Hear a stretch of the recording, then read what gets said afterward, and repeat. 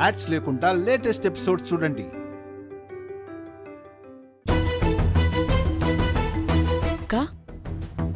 ఈ విభూతితో ఏం చేస్తావక్క? ఆ విభూతిలో వెనిగర్ కలిపాం. ఇది ఒంటికి పోసుకుంటే మంటతో చస్తారు. కావాలంటే నువ్వు కొంచెం పోసుకో.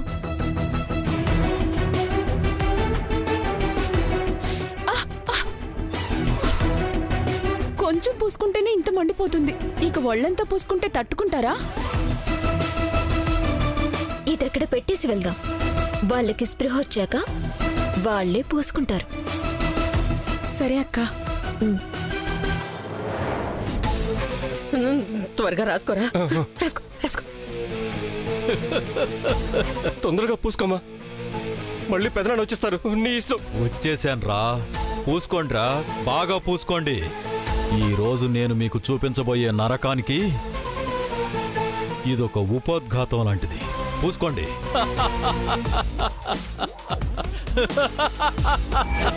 శాపం తొలగిపోయినా ఇంకా శత్రుత్వం మాత్రం వెంటాడుతూనే ఉంది. అది ఉంటుందా పోతుందా? దానికి మావయ్య గారే సమాధానం చెప్పాలి. అదెలా వైదేహి? మావయ్య గారికి ఇష్టమైన నువ్వులుండలు చేసి పెట్టాను. వాటిని మావయ్య గారు తింటే మనకి శత్రుత్వం కూడా పోతుందని అర్థం. లేదంటే శత్రుత్వం కొనసాగుతుంది. ఇంకా మనం ఆపదల్ని ఎదుర్కోటానికి సిద్ధంగా ఉండాలని అర్థం. తింటారు వైదేహి. మన సమస్యల్ని తొలగించి మనల్ని ఆపదల నుంచి కాపాడడానికే శారీరకంగా మన నుంచి దూరమైన ఆత్మ రూపంలో మన చుట్టూనే తిరుగుతున్నారు. శాపం దూరమైనందుకు ఇప్పటికే నాన్న ఆత్మ శాంతించుంటుంది. ఇక మిగిలిన శత్రుశేషం అంటావా? అది నాన్నే మనకి దూరం చేస్తారు. ఆత్మ సంతృప్తితో నువ్వు పెట్టిన వాటిని ఆరగిస్తారు. అవును వైదేహి, మావయ్య గారు వాలి స్వాహ తైలని వదిలిపెట్టరు. వాళ్ళని మారుస్తారు, లేదా మనకి దూరంగా ఉండేలా చేస్తారు. నాకు తెలుసక్క, మావయ్య గారు మనల్ని సమస్యల్లో వదిలిపెట్టరు. కానీ ఆ భరోసా మావయ్య గారి నుంచి రావాలి. ఇప్పుడు పాఠ్యమే. ఈ పాటికి మావయ్య గారు బంధం నుంచి విముక్తి చెందుంటారు. ఇప్పుడు వాటిని తింటే మావయ్య గారి ఆత్మ శాంతించినట్టు, మనకి ఆపదలు దూరమైనట్టు.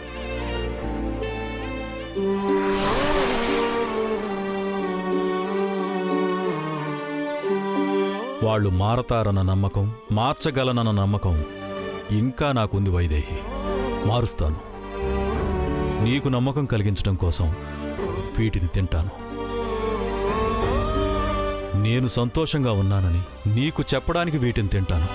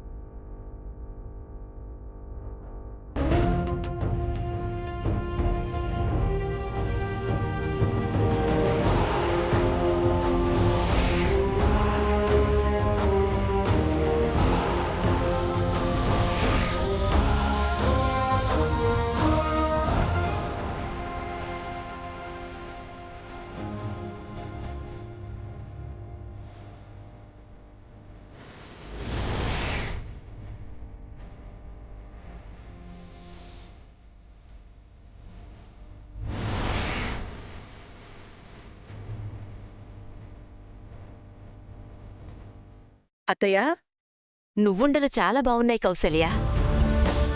ఏంటత్తయ్య మీరు తింటున్నారు? నువ్వు కూడా తిను కౌసల్య, చాలా బాగున్నాయి.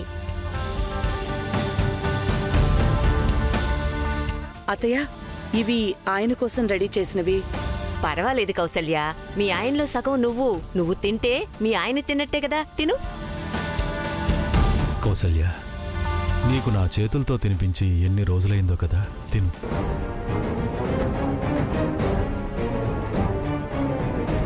తిను కౌసల్య, తిను. అత్తయ్య, ఆహా, మీరు కాదు. ఏమండి, మీరే కదా.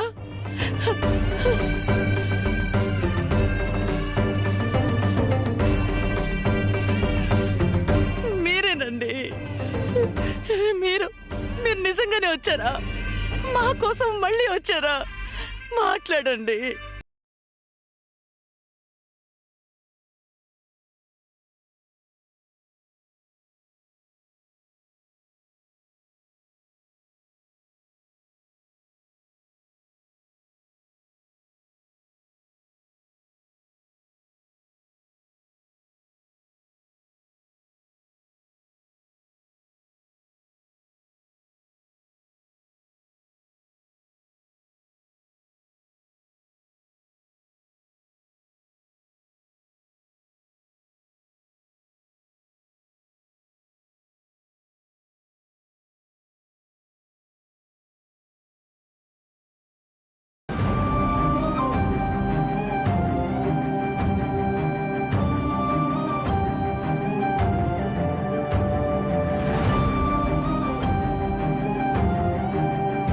అంతేలేండి, మీకేమీ తెలీదు. ఎందుకు తెలీదంటే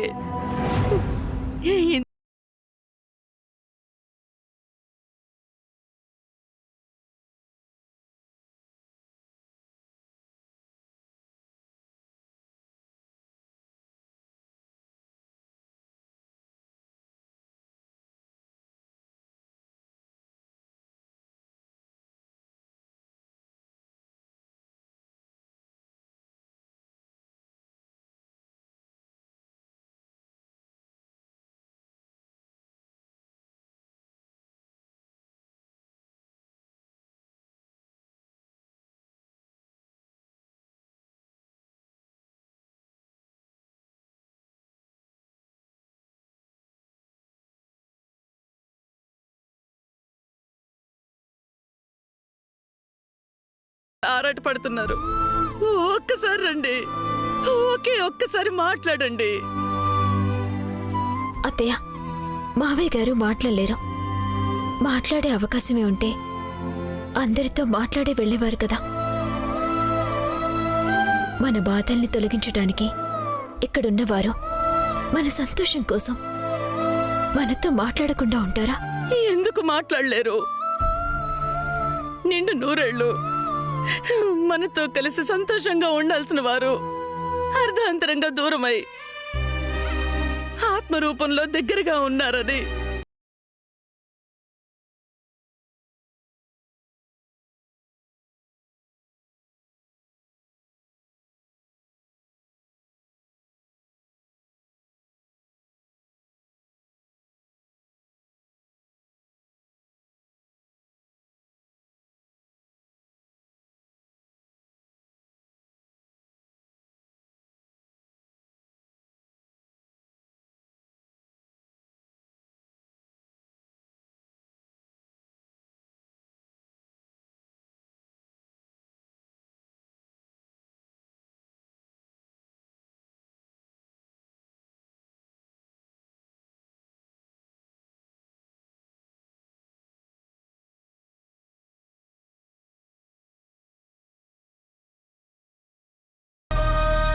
అవునత్తయ్య, అప్పుడు మేము తప్పులు చేసినప్పుడు మాలో ప్రవేశించి మమ్మల్ని శిక్షించారే తప్ప ఎవరితోనూ మాట్లాడలేదు.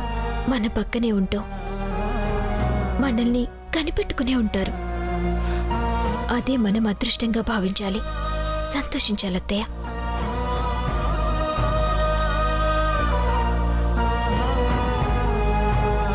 ఇప్పుడు కూడా నా ప్రశ్నకి సమాధానం చెప్పమని నువ్వుండలు చేసి పెట్టాను కదా. సమాధానం చెప్పడానికి అమ్మమ్మలో ప్రవేశించి నువ్వుండలు తిని వెళ్లారు. అంటే మనకి శత్రుశేషం లేనట్టే కదా. నాన్నగారు ఆ సమస్యను కూడా పరిష్కరిస్తారు కదా. పరిష్కరిస్తారు దేవాంశ్. చెప్పాను కదా, వాలి స్వాహ అత్తాయిల్ని దారిలో పెట్టందే మావయ్య గారు ఇక్కడి నుంచి వెళ్లరు. వాళ్లతో ఆడుకునే అసలాట ఇప్పుడు మొదలవుతుంది.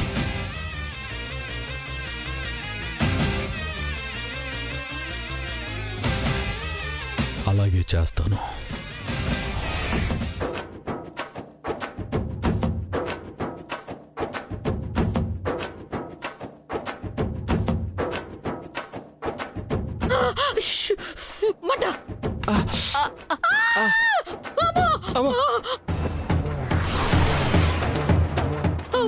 మంట అమ్మా అమ్మా మంట మంట అమ్మా నాకు మాత్రం హాయిగా ఉందేంట్రా మంట తట్టుకోలేక ప్రాణం పోయేలా ఉంది అమ్మా మంట విభూతి రాసుకుంటే ఇలా ఒళ్ళు మండిపోతుందేంట్రా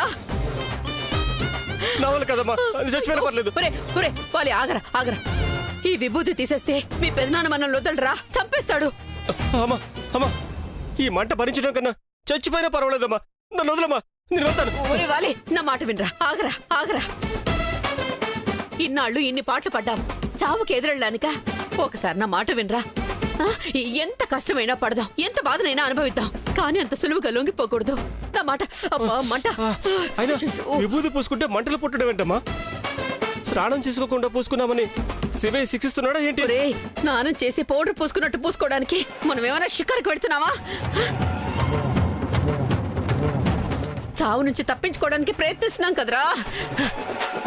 ఇటు పరమశివుడు శిక్షించి అటు మీ పెదనాన్న శిక్షించి ఇక మనల్ని ఎవరా రక్షించేది? దేవుడే కాపాడలేకపోతే ఇంకా మనల్ని కాపాడదేవరమ్మా. ఈ విభూతి ఉంచుకుంటే ఒక బాధ, తీసేస్తే ఒక బాధ. ముందు నువ్వు వెనక్కి గొయ్యి అయిపోయిందమ్మా మన బతుకు. అమ్మా మంట మంట. అవును అసలు ఇది శివయ్య మన మీద చూపిస్తున్న కోపమా లేకపోతే మీ పెదనాన్నే మన మీద ప్రతాపం చూపిస్తున్నారా? అంటే ఇది పదరాన్న పనే అంటావా? ఏమోరా మనలో దూరి మనకి మనమే ఉరేసుకునేలా చేశాడు. మనల్ని పిచ్చోళ్ళని చేసి మనలో మనమే కొట్టుకునేలా చేశాడు. ఇప్పుడు ఈ విభూతి కూడా మీ పెదనాన్న పెట్టాడేమోరా. లేకపోతే మనం తలుచుకోగానే గదిలోకి విభూది ఎలా వస్తుంది? ఇదంతా మీ పెదనాన్న మాయే. అమ్మా మనకి వేరే దిక్కు లేదమ్మా. ఇలా మంట భరించలేక చచ్చిపోవడం కంటే పెదనాన్న కాళ్ళ మీద పడ్డమే మంచిది. ఎక్కడున్నాడని మీ పెదనాన్న కాళ్ళ మీద పడతావురా? ఇక్కడ ఎక్కడ ఉంటారులేమ్మా. మనం పడే నరకం చూసి ఎంజాయ్ చేస్తూ ఉంటారు కదా. పెదనాన్న ఎక్కడున్నారు పెదనాన్న? మీరేమో మాకు కనిపించరు కానీ మాకు చుక్కలు చూపిస్తున్నారు. అబ్బా, అమ్మా, మంట, మంట, మంట. కాళ్ళు పట్టుకుంటాం పెదనాన్న, మమ్మల్ని క్షమించేయండి. అమ్మా కాళ్ళ మీద పడకూడదు. బావగారు ఎక్కడున్నారు? మమ్మల్ని వదిలేయండి బావగారు, మీకు దండం పెడతాను బావగారు. అమ్మో నా వల్ల కాదు, ఇంకా నేను కడిగేసుకుంటా. వద్దురా వద్దురా వద్దు. తీసేస్తే మీ పెదనాన్న మనల్ని బతకనివ్వడు. అమ్మా కాలు పట్టుకుంటా అన్నా కదమ్మా, ఏమీ అనట్లే అమ్మా. ఏమన్నా అన్నా సరే ఈ మంట భరించడం మాత్రం నా వల్ల కాదమ్మా. ఆగరా ఓరే. అయ్యో బావగారు ఇక్కడ ఉన్నారో లేదో, వీడి మాటలైనా విన్నారో లేదో. తొందరపడి వీడి కడిగేసుకుంటున్నాడు. ఏదైతే అదవని వాడు కడిగేసుకుంటున్నప్పుడు నేనెందుకు ఆగడం? ఏం జరిగినా తల్లి బిడ్డలిద్దరికి జరుగుతుంది. నేను వస్తున్నాను ఆగరా. ఒరేయ్ నీళ్ళని వాడేస్తావేమో మొన్నట్లాగా. నేను ఆత్మని ఉత్త గాలినే కదా అని చెప్పి మారిపోయామని గాలి కబుర్లు చెప్తే నమ్మేస్తా అనుకున్నారా? అప్పుడే ఏమైంది? అసలు ఆట ఇప్పుడు మొదలవుతుంది. రండి, ఎక్కడికి తీసుకెళ్ళి ఏం చేయాలో అదే చేస్తాను.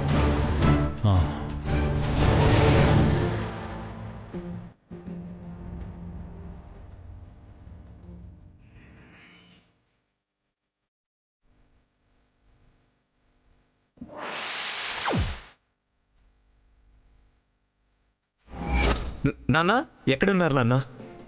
ఎలా ఉన్నారు? నాకే నాన్న, బాగానే ఉన్నాను. దేవాన్స్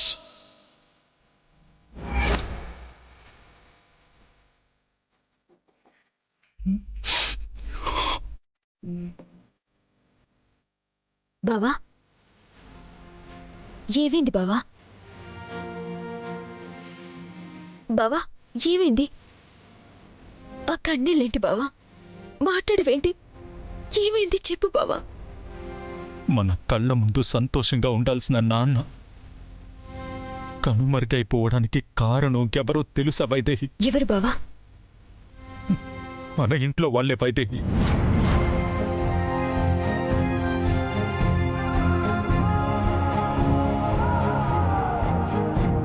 మన ఇంట్లో వాళ్ళ? ఏమంటున్నావు బావా? అవును వైదేహి, పెద్ద కర్మ రోజు నా మీద నాన్నగారి శాలువా పడితే నాన్నగారి ప్రేమ అనుకున్నాను.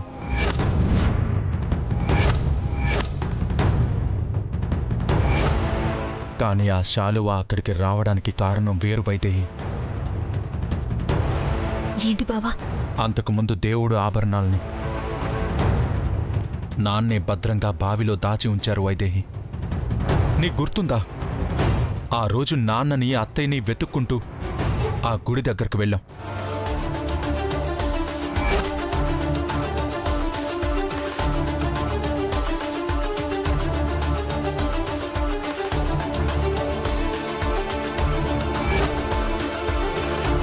మనం తెలుసుకోలేకపోయాం. కానీ నాన్న అత్తయ్య అక్కడికొచ్చారు. నాన్న బంగారు ఆభరణాలు బావిలో దాచాక నాన్నని అత్తయ్యని అక్కడే కడతీర్చారు.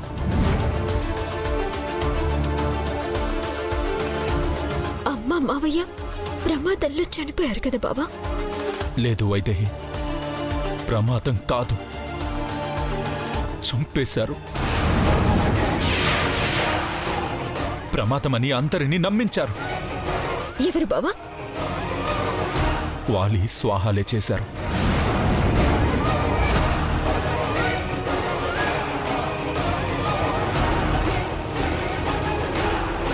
వాళ్ళు అంతకి తెగించే వాళ్ళే బావా.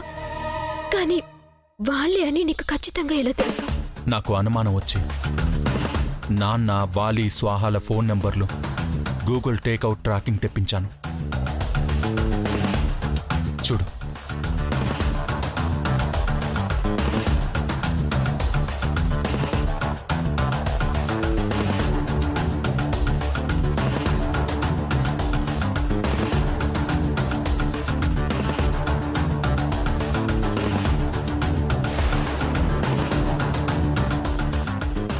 బావా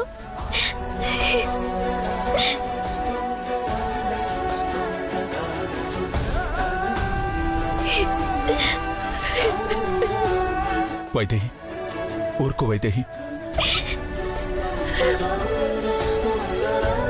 నాన్న అత్తయ్య చనిపోయిన క్షణంలో వాలి స్వాహా నాన్న ముగ్గురి ఫోన్ నంబర్లు ఒకే చోట ఉన్నాయి. అది 5 నిమిషాలు 10 నిమిషాలు కాదు, 3-4 గంటలు ఒకే చోట ఉన్నాయి. అంటే వాళ్ళ మధ్య చాలాసేపు ఏదో సంఘర్షణ జరుగుండాలి.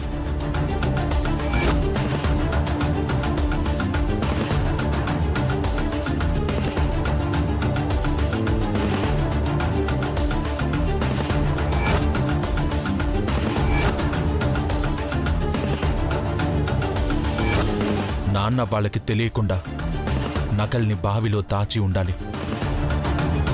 తర్వాత వాళ్ళు నాన్నని చంపేసి ఉండాలి. అయితే ఆ నీచుడి అమ్మ మావయ్యల ప్రాణాలు తీశాడన్నమాట. వాళ్ళని ఏం చేసినా పాపం లేదు. ఇప్పుడే వెళ్ళి వాళ్ళ ప్రాణాలు తీయాలన్నంత కోపంగా ఉంది. ఆగు బావా. ఇంకా ఎందుకోసం ఆపుతున్నావు వైదేహి? అత్తయ్య నాన్నల ప్రాణాలు తీశారు వాళ్ళు. నిజమే బావా, నీకన్నా ఎక్కువ కోపం ఉంది నాకు. కానీ మావయ్య గారి ద్వారా ఈరోజు వాళ్ళు మారుతారన్న నమ్మకం కలిగింది. మారితే ఏంటి, మారకపోతే ఏంటి? నాన్న అత్తయ్య ప్రాణాలు తీసినవాడు ప్రాణాలతో ఉండకూడదు. మరి రాజ్యలక్ష్మి ఏమైపోతుంది బావా? రాజ్యలక్ష్మికి మాటిచ్చి తీసుకొచ్చాం బావా. తన జీవితం బావుంటుందని వాళ్ళు చేసిన పాపాలకి ఇప్పుడు మనమే రాజ్యలక్ష్మికి శిక్ష విధిస్తామా? మరి వాళ్ళని వదిలేయాలా వైదేహి? వదలం బావా. మనం వదిలినా మావయ్య గారు వదలరు. అసలు ఇంత చేసినా మావయ్య గారు తలుచుకొనుంటే వాలి స్వాహాలే ఆయన్ని చంపారన్న సంగతి ఎప్పుడు చెప్పుండేవారు కదా బావా. కానీ ఇంతవరకు ఎందుకు చెప్పలేదు? అంటే మావయ్య గారు కూడా వాళ్లలో మార్పే కోరుకుంటున్నారు తప్ప వాళ్ళ చావని కాదు కదా. అందుకే వాళ్ళని ఏం చేయాలన్నది మావయ్య గారికి వదిలేద్దాం. మారి ప్రాణాలతో ఉంటారో లేదా ప్రాణాలు వదిలేస్తారో వాళ్ళిష్టం బావా. మనం మాత్రం రాజ్యలక్ష్మి కోసం వాళ్ళు మారాలనే కోరుకుందాం.